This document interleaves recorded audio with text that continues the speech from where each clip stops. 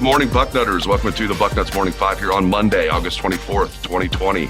I am Dave Biddle. I am joined by the Dean of Ohio State Football Recruiting, Bill Kurelic. A lot of recruiting to get into. Before we get to that, Bill, Randy Wade, father of Sean Wade, is organizing a rally this Saturday at the Horseshoe with the hopes of saving the 2020 football season for Ohio State. This comes on the heels of the protest that he led in Chicago at the Big Ten offices on Friday.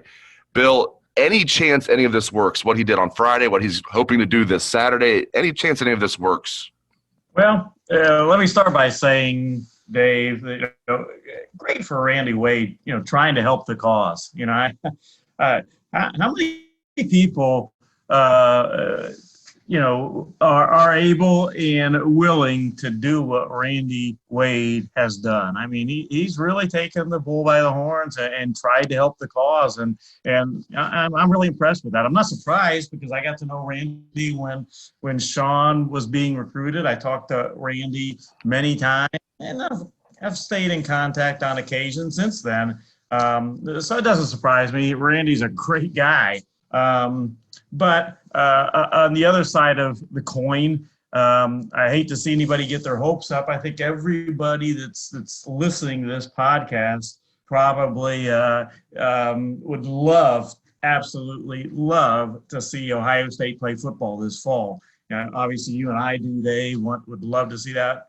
But I just don't think it's going to happen, and I don't expect it to happen, unfortunately. The Big Ten made their decision, much to our chagrin. I continue and will always think that it did not need to be made when it was made, that they could have carried on. I'm not saying that everything would have gone off and the whole season would have been played, but I just don't think that decision needed to be made when it was. Other schools, as we know, are continuing, and I think the Big Ten could be continuing right now and then see where it goes.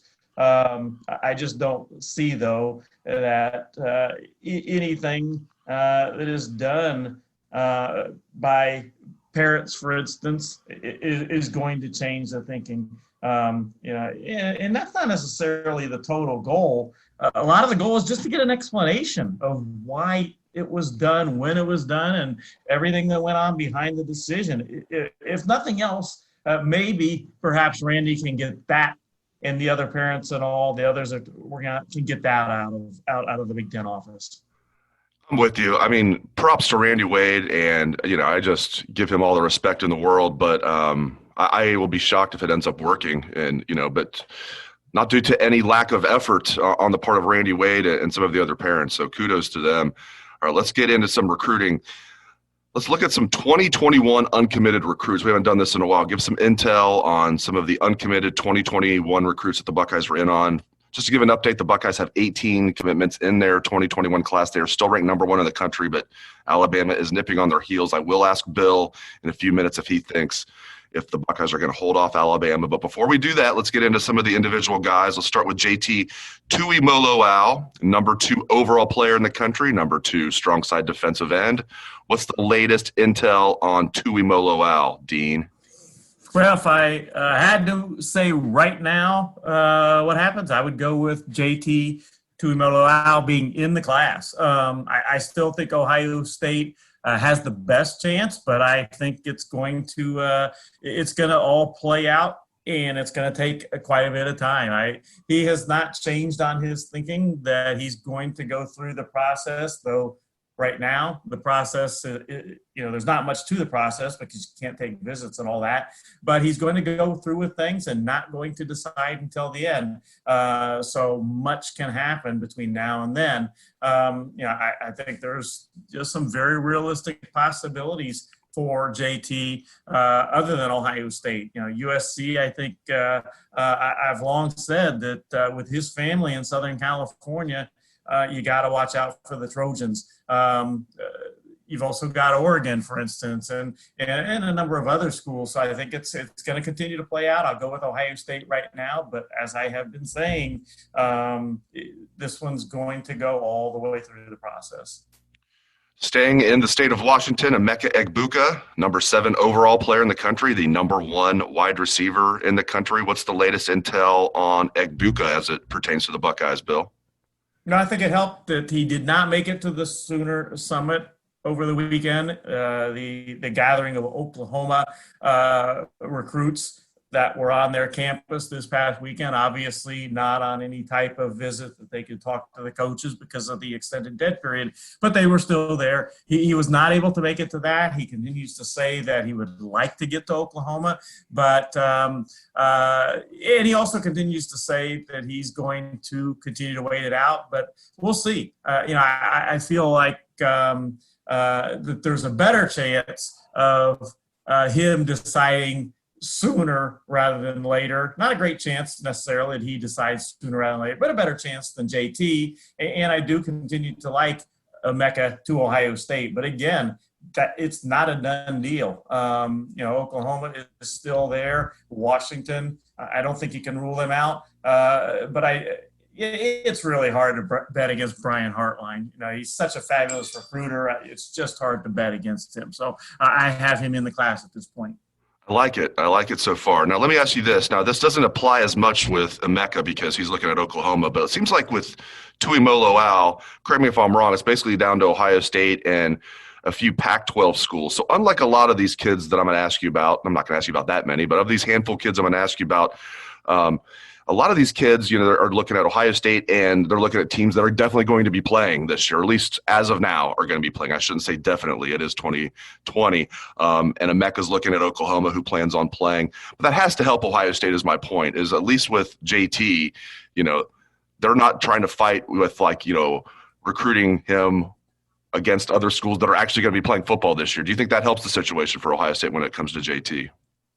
A little bit. But Alabama's in the mix for him too. When I look at JT's recruitment, I basically look at the handful of schools being Ohio State, USC, Oregon. I think Oklahoma's in there, and I think Alabama's in there. So you've got a couple schools in there that are playing football as of now this fall. And again, I'm not totally convinced that those schools are going to go through and play a whole season or their season of 10 games or whatever. As of now, that's the goal, and that's what they're working towards. And wouldn't we like that to be the situation at Ohio State right now? But yeah, I think that Alabama is certainly a factor there now with JT too. Yeah, we sure wish that was the situation here at Ohio State. That should be the situation. It's still surreal to me. It's the most 2020 thing ever, and I've said this like 3 times on the show now, but it deserves repeating. The most 2020 thing ever is we're going to have Ohio high school football, but we're not going to have Ohio State football. Like, we're going to have a high school football in the state of Ohio this year, which begins this Friday. They had scrimmages this past Friday, and we're not going to have Ohio State football. It is mind-boggling. All right, about three. Go ahead. And Dave, they kicked things off in the state of Indiana this past weekend, and they had high school football in the state of Indiana this past weekend, and things went off, and they played football, and as far as I know, that there was a successful first weekend from everything I've heard in the state of Indiana. Yeah, the more and more I think about it, I do think the other Power 3, Power 5 conferences are going to be able to play this year and finish their season. The ACC, the Big 12, the SEC, I think they're going to be able to do it because I think there's obviously going to be kids that get the virus. They're not going to shut it down. It's going to have to be like widespread outbreaks for them to completely shut it down. I think they're going to find a way to happen, and it's going to make the Big 10 look absolutely awful. We think the Big 10 looks bad right now. If those 3 conferences can finish their season and they will crown a national champion amongst whoever the best team of those 3 conferences is, they'll play out the playoffs, and the Big Ten is going to look horrible. All right, let's move right along. Tristan Lee. Bill, correct me if I'm wrong. Now, for those who don't know, the number 11 overall player in the country, number 3 offensive tackle in the country, 5-star young man. Buckeyes have been in on him for a while. Bill, correct me if I'm wrong. It seems like it's a long shot at this point for the Buckeyes, just looking at the crystal ball picks from various people. Is it a long shot for the Buckeyes to land Tristan Lee? I don't think so. I'm not saying that Ohio State's the favorite. I don't think they're the favorite, but I don't think they are a long shot. He did, by the way, he and his brother Aiden, who is a class of 2023 offensive lineman that Ohio State has offered, they did make it to the Sooner Summit over the weekend with family, I might add. So Oklahoma certainly is one of the schools that he's highly considering. Ohio State, you got Alabama, LSU, Clemson. I don't agree with those that have thought that he's going to Clemson. I don't think that one's going to happen. I do think LSU is a very real possibility. In fact, if I had to predict right now, I would go with LSU as to his destination, but I don't count Ohio State out. The Buckeyes are really working hard recruiting him. Alabama, as I mentioned, Oklahoma, they're in there. It does hurt that that the dead period keeps being extended. I would love to see him, for Ohio State's sake, get back on the Ohio State campus, but I do think Ohio State has a shot there. Every school he's looking at other than Ohio State's going to be playing football this fall. Unbelievable. Next young man, two more young men I'm going to ask you about. Kind of three, because I'm going to ask you about the overall O-line situation. But let's start with Derek Davis, number 52 overall player in the country, number 2 safety. What's the latest intel with Derek Davis Jr., Bill? I still think his decision ultimately comes down to Ohio State or Penn State. Those aren't the only 2 schools left. Certainly Clemson and LSU are in the running, among others. But I have long felt that Derek is going to end up at Ohio State or Penn State. He's got all kinds of connections some way or another to both schools. He's been to both schools multiple times. His dad played at Cleveland Glenville. I just have long thought he's going to end up at one of those 2 schools and still do. And I think that one is about as close as can be. I would not be shocked at all if he picked Ohio State or Penn State. The crystal ball heavily favors Penn State right now, but I don't necessarily agree with that. It makes it sound like it's a runaway, and I don't think it is. Again, you've got great recruiter. Talked earlier about Brian Hartline recruiting Emeka Egbuka. Well, you got Kerry Combs recruiting Derek Davis, and that's also as good as it gets. So, we'll see what happens. And Derek Davis, by the way, is in no hurry to make a decision. He could certainly commit to one of the schools at any point, but he's in no rush, and I think he's going to continue to go through the process. I love it. Never bet against Kerry Combs. Never bet against Brian Hartline, as you said. Never bet against Ryan Day. I mean, those 3 right there, and the whole staff is just fantastic at recruiting. And Larry Johnson, on and on and on. Tony Alford. I'm going to be leaving guys out. Al Washington. I mean, the whole staff is fantastic at recruiting. Now let's move on to the mystery man, Tywone Malone, number 53 overall player in the country, number 4 D tackle. What's the latest intel, if you have any, on Tywone Malone, Dean?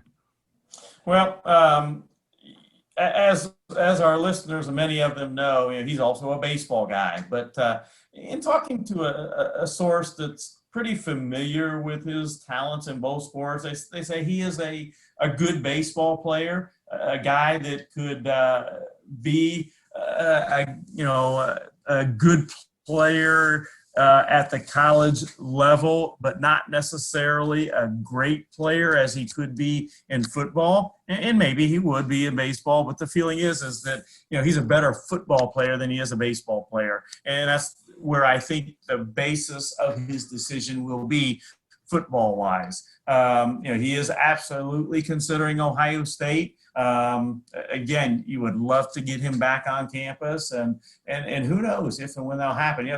Dave, it's really incredible to think, and it's not out of the question, that an entire class of prospects could be unable to make official visits. And if a kid wants to decide in December during the early signing period, who knows for sure if kids will be able to make official visits by then or not. We just don't know right now. Long ago, I had someone told me that I really trust that this was long ago, that they wouldn't be surprised if visits weren't allowed on campus again until late November. We'll see if that happens or if it happens earlier. But Tywone is highly considering Ohio State. And I mentioned this in one of my articles, and there were some that kind of maybe scoffed a little bit about it, but don't rule out Rutgers. He's right there, not too far from Rutgers, and they are recruiting him hard. I'm not saying he's going to go there. I'm just saying that they're a factor too in this recruitment. I want to ask you about the offensive line and where things stand. The Buckeyes have obviously two excellent offensive linemen in this 2021 class with Donovan Jackson, a 5-star, and Ben Crispin, a high 4-star. But if they miss out on Tristan Lee, and let's say they also miss out on Jager Burton, hopefully they don't. Hopefully they land at least one of those two, if not both of them. But let's say they don't land Lee. Let's say they don't land Burton. What do you think will happen? Who else would be in the mix, and how many might they take, Bill? Well, the goal originally was to land 4 offensive linemen in this class, and that was predicated on who they were likely to lose when they thought there was going to be a college football season this fall, like we had all hoped. They were figuring that they were going to lose Thayer Mumford, of course, Gavin Cupp. Those two would be leaving, and that Wyatt Davis and Josh Meyer would leaving early for the NFL. Well, we don't know what's going to happen now. I think you and I both feel like Thayer Mumford is likely to head to the NFL, but we don't know for sure right now. Wyatt Davis, I think we probably both feel the same way, but we don't know for sure right now. In fact, I would be shocked if Wyatt Davis wasn't headed to the NFL. Josh Meyer, we've had that, I think, in the boarding house perhaps, but that he looks like he may be coming back. So we don't know right now exactly who is coming back. And let's say that Josh Myers comes back for another season. That means Ohio State, if the other guys are not back, would be just fine with signing just 3 offensive linemen instead of 4. So they would still love to get Jager Burton or Tristan Lee. Either one of those guys would be absolutely great additions to this Ohio State class. If they don't get one of those 2 guys, then there are some others. They're still staying in contact. Noah Josie from Tennessee, he's a possibility. Will they go and try to flip Terrence Rankle, an Ohioan who's committed to Pitt, for instance? Or how about Thomas Remack, another Ohioan who's committed to West Virginia? Will they wait and look at the transfer portal? I think all those possibilities are out there. And then, of course, we've still got a lot of time. Ohio State staff does a great job of coming in later on prospects and then landing them. So, a lot of high schools are playing out there this fall. We'll see who develops and who maybe gets on Ohio State's radar screen and becomes a legitimate possibility to end up at Ohio State. Okay, last thing on the show here. It's becoming nip and tuck for the number 1 class in the country in the 2021 class. Buckeyes still have the number 1 class, but they are less than 2 points ahead of Alabama. The Buckeyes have 298.55 recruiting points. Crimson Tide, 296.72. Bill Kurelic, will the Buckeyes hold off the Crimson Tide for the recruiting and national championship? So much depends on really 3 guys, JT Tuimoloau, Emeka Egbuka, and then Derek Davis. Those aren't the only 3 guys, as we've talked about. Tywone Malone, maybe you could throw in there too. In fact, you could throw him in there. But so much depends on those guys. And if they land Tuimoloau and Emeka Egbuka, then I think their chances are really good that they're going to hold on and be the number 1 class in the country. So with my crystal ball picks for both of those guys to Ohio State right now, I'm going to say yes, Ohio State ends up with the number 1 class in the country.